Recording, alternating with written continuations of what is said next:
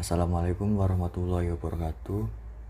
Sebelumnya perkenalkan, nama saya Sevaranto Ramadan dari kelas Psikologi 2D dengan NIM 25070160 158. Di sini saya akan membahas mengenai perkembangan dan permasalahan pada remaja, khususnya pada remaja dan kekerasan.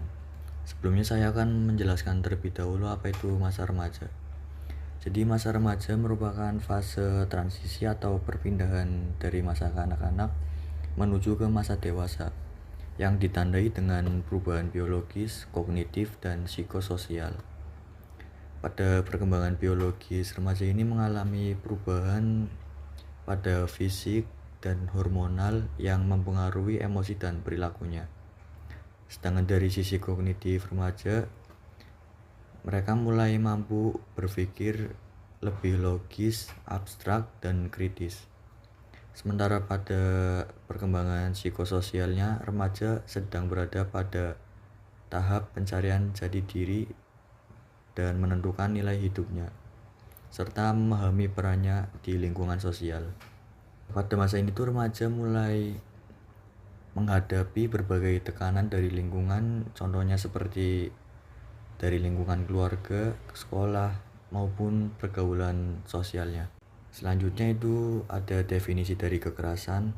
Jadi menurut Sarasvati dalam Malinda pada tahun 2008, dia mengungkapkan bahwa kekerasan adalah bentuk tindakan yang dilakukan oleh suatu pihak, baik yang dilakukan oleh individu maupun kelompok yang dapat mengakibatkan penderitaan pada pihak lain. Kekerasan dapat terjadi dalam dua bentuk, yaitu kekerasan fisik yang mengakibatkan cedera, luka, ataupun lebam hingga kematian. Dan selanjutnya ada kekerasan psikis, yaitu yang berakibat pada timbulnya trauma atau gangguan mental yang berkepanjangan pada korbannya. Selanjutnya itu bentuk kekerasan remaja.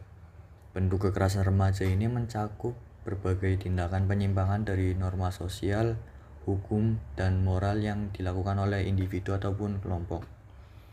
Contoh dari bentuk kekerasan remaja ini ada tawuran, bullying atau perundungan, selanjutnya ada pelecehan seksual, maupun ada kekerasan dalam hubungan pacaran atau asrama. Karena masih dalam proses perkembangan, emosi dan cara berpikir remaja ini belum sepenuhnya stabil. Hal ini yang membuat mereka lebih rentan melakukan perilaku negatif jika tidak mendapatkan bimbingan yang tepat atau salah dalam memilih pergaulan.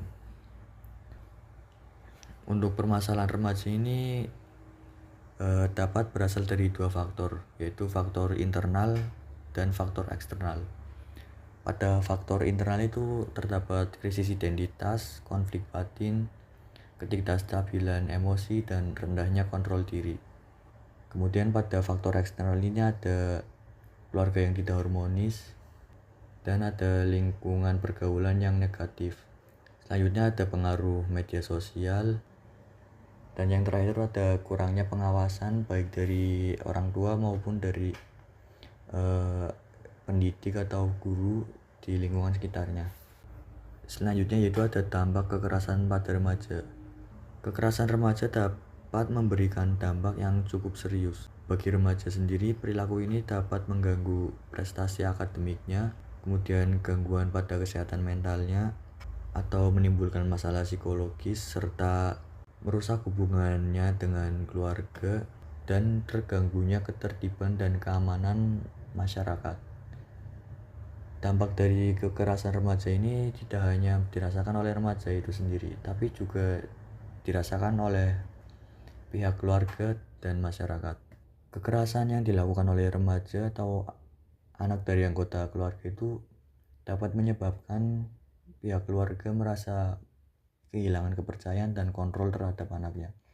Sementara pada masyarakat berdampak akan terganggunya keamanan dan ketertiban yang dilakukan oleh remaja tersebut. Kemudian untuk cara penanganannya, Untuk menyelesaikan permasalahan remaja dan mengurangi tingkat kekerasan, dibutuhkan pendekatan yang menyeluruh dan berkelanjutan. Solusinya itu dapat dikategorikan menjadi 4 pendekatan, yaitu yang pertama ada preventif atau pencegahan. Hal ini bertujuan untuk mencegah masalah sejak awal melalui pendidikan moral dan komunikasi yang baik dalam keluarga.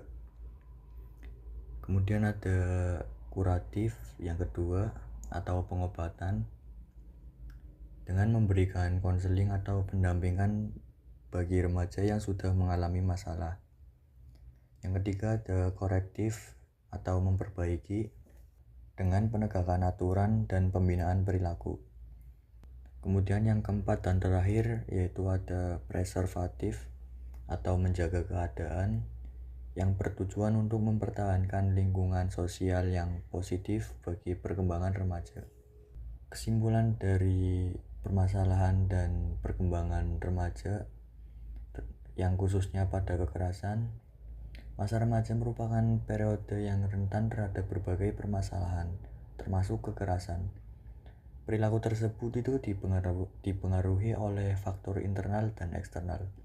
Oleh karena itu, diperlukan kerjasama antara keluarga, sekolah, dan masyarakat untuk membimbing remaja agar berkembang secara positif dan dapat berguna bagi lingkungan sekitarnya atau orang-orang terdekatnya. Kiranya itu saja yang dapat saya sampaikan. Kurang lebihnya mohon maaf. Assalamualaikum warahmatullahi wabarakatuh.